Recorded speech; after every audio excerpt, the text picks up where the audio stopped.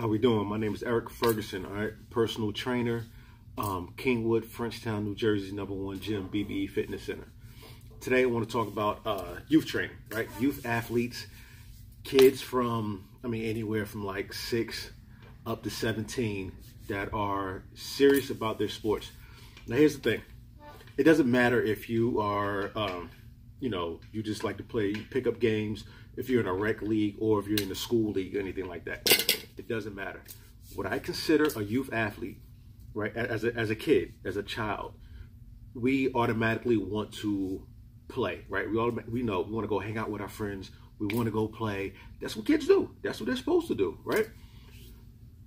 Youth athletes are different because they choose to either practice or they choose a sport and they choose that over going to play with their friends. And they choose that more often than not over, going to play with their friends. That's the dedication they have. And they honestly, some of them can't even tell you why they have that dedication. Some of them, they don't understand the obligation or dedication. Some of them are too young. They don't understand that part. But what they know is they'd rather go practice, or they'd rather go to that game, or they'd rather learn about their respective sport than to go out and play. And you have to respect that, right? I came up, I was a youth athlete. I played sports from 6 all the way up to junior college, between bowling, baseball. Those are my 2 main sports. High school, I got into track, I got into fencing, just athletic all the time. So I want this, when you're watching this video, I want you to have both the youth athlete and the parent or the guardian watching this, right? Because I'm gonna speak to both, okay? So first I'm start out with the youth athlete. As an athlete, as a kid, it's hard.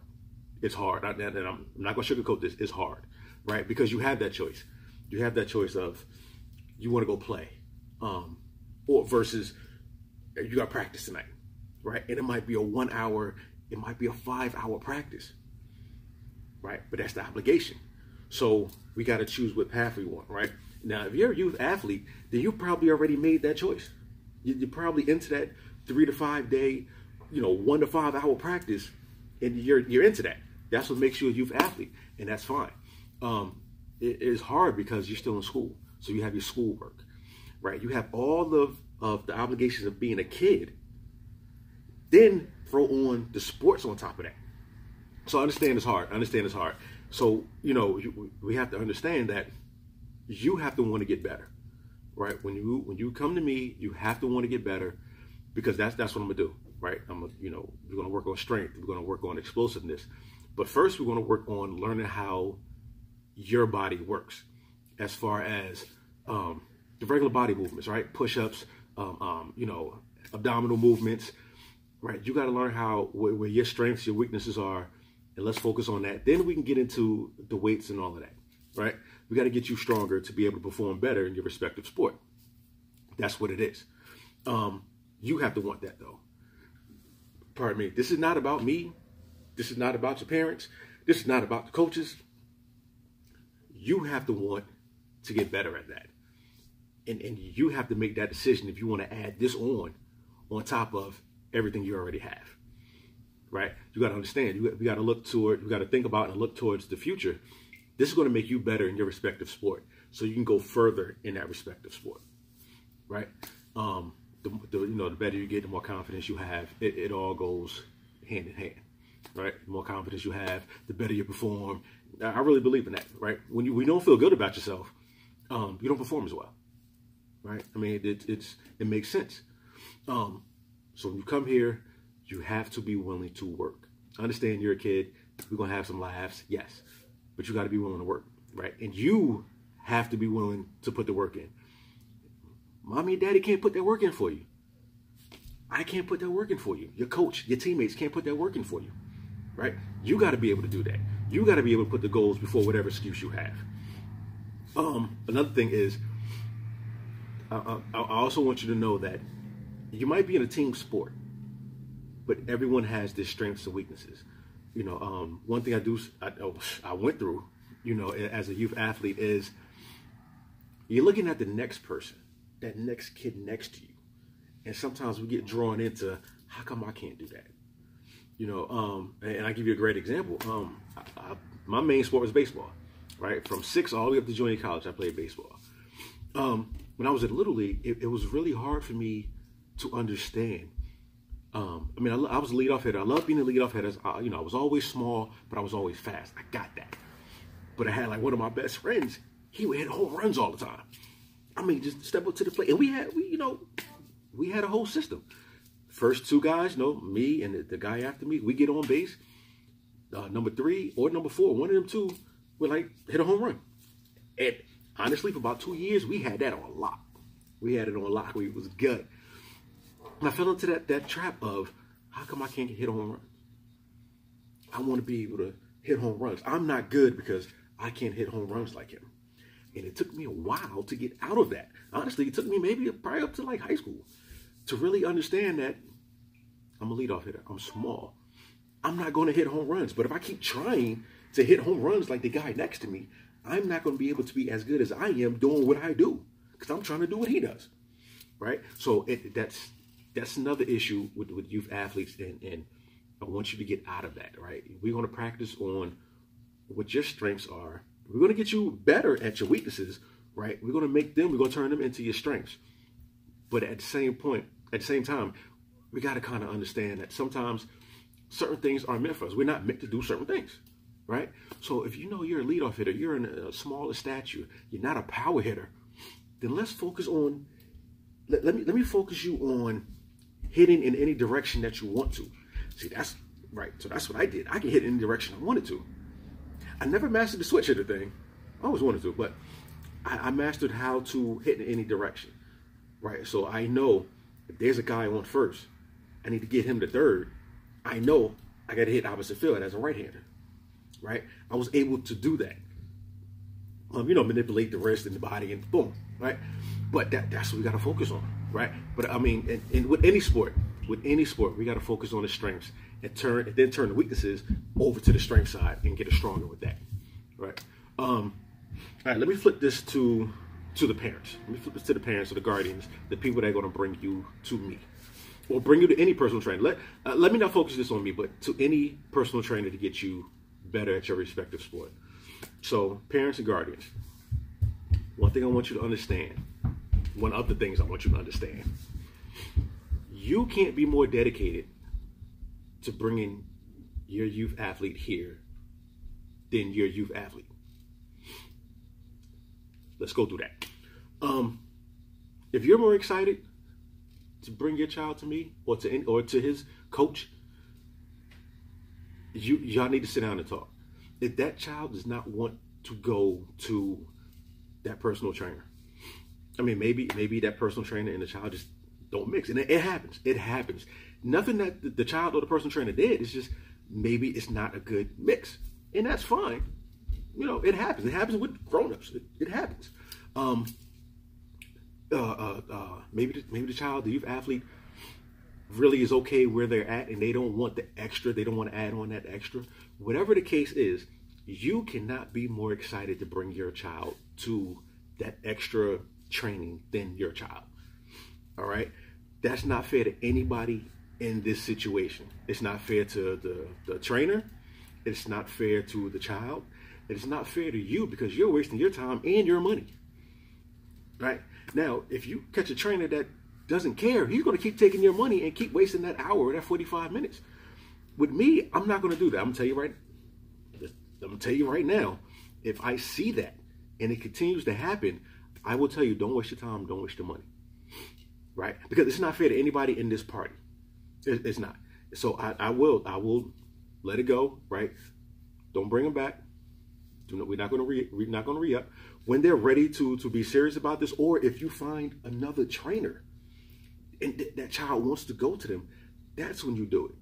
But it's not fair for you to make that child, right? This is not your sport. You making them come here is not going to make them better. It's going to make them resent that sport, right? It might, what you're trying to do, this might push them in the opposite direction. That's not fair. All right. Another thing I want you to understand. I'm not a 45-minute to 60-minute babysitter. Your child comes here and they're all about playing and they don't want to listen and they are disrespectful. That's a whole nother conversation. I will fire your child as a client. It's not going to happen here, right? Understand you're a child. We're going to work, and yeah, like I have certain things we could play at the end, and right, but you're here to work, right? You brought him and her to me. They said they want to get better at their respective sport. This is what they want to do, then that's what we're going to do. We're not. I don't do the disrespectful thing. And it's the crazy part about it. I've seen kids talk to their parents so damn disrespectful, and I wanted to fire them right there because I know if they talk to their parents like that, they're going to turn around and think they could do the same thing. And I nip it in the bud. I nip it in the bud right there, and I try to do it nicely. So they come through and they start to get snippy. Boom, I nip it in the bud, and then I'm going to see how that goes. That doesn't go over well, have a good day. We're done. All right, if they can't talk to you with respect, I'm the outsider. Understand, I'm already coming in, in a bad way. But I don't play the wanting to play around all the time, and I don't. For those of you who know me, you understand, you know that. So it is what it is. But what you're not going to do is come in here, drop the kid off, and speed off and leave. Now you can't drop them off. Here's the thing: you can't drop them off, but at some point you got to know your child. Is your child better when they're by themselves, or is your child better when you're here? If you have to be here for your child to act like they got some sense, this is probably not going to work.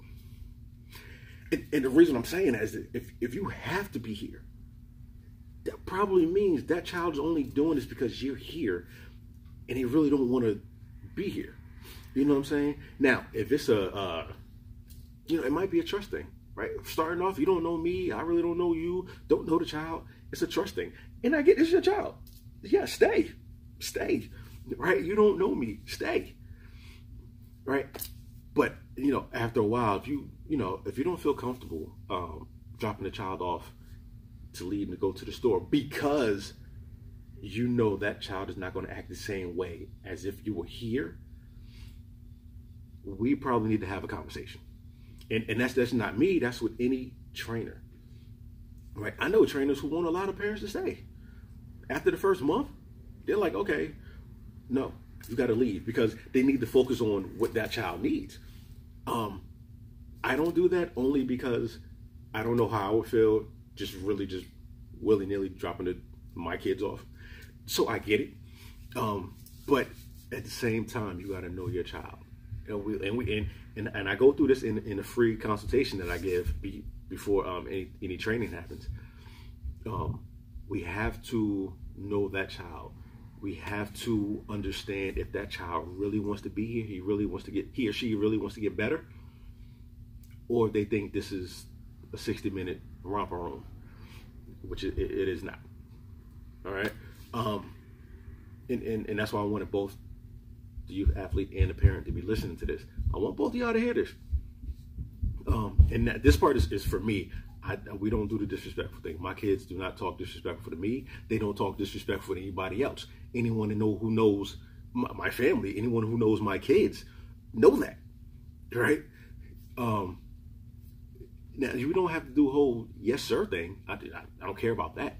What you won't do is sit up here and think you could talk to me like I'm the help. That's what you're not going to do. But now let's get off of that. Going back to the youth athlete, understand what you're going through. I've been there, right? This is why this program is real important to me, because this will determine, how far you go. This can make and break that sports relationship. And I don't want it to, because as you get better, as you get older, it's going to get harder. Things are going to start to come into play that you probably didn't expect, especially when you start getting up to high school, when they start talking about scholarships and D1, D2, and then all the rules and regulations. I can help with that also. But first, I want to help with the physical part, the physical and the mental part, right? Getting you confident in yourself. Understanding that you are you, and you are going to be you. Your play, how you play, whatever sport you play, is going to be how you play, right? We're not worried about the next person, right? We're going to get you stronger. We're going to get you more explosive. We're going to get you faster for you to be better as you. for that sport. So that's the main thing I really want to focus on with the youth athlete, right? And that's why I really want to build this program. I really want to have the equipment in here and in the space to really build up the athlete. All right. So hopefully I didn't jump around too much. I mean, you can always text, email, and you know, and ask questions. Could you stop by if you see the door open, or you know, the open sign or whatever? Stop by. I'm more than happy just to sit down and talk to the youth athlete and your parent about, you know, the program and what I can, you know, provide. I mean, if you don't know, you know, it's pretty much two sessions a week, 8 a month, $97. But I really want to focus on. I'm not here to sell anything. I'm not here to sell the program. I'm just here to say, whatever coach you go to, make sure they emphasize on building the confidence, along with building the physical attributes that they're going to need to get better, right? You know, no coach should be a 1-hour babysitter, but you got to watch out for that too, both on the parent side and the coach side, right? And that was pretty much it. I just wanted to put this out there to get it out to you, for you to understand that when you see my posts about the youth athletes, I've been there. I understand how it is. Understand the struggles, and I want you to, you know, decide accordingly as an athlete whether you want to go this route, you want that extra training, or are you comfortable where you're at? You know, are you just want to stick with the rec leagues and pickup games, or do you want to take your skills to a whole nother level? As the parent, what you should expect when you bring them here, or to any other coach. All right. So hopefully that touched on it a little bit. Hopefully, like I said, any questions you can always email me, text me. My number is out there, and I'll put everything down below. So hopefully that touched on a lot. Hopefully I didn't keep you here too long. Any questions? Hit me up. All right. Hopefully I'll be talking to you soon.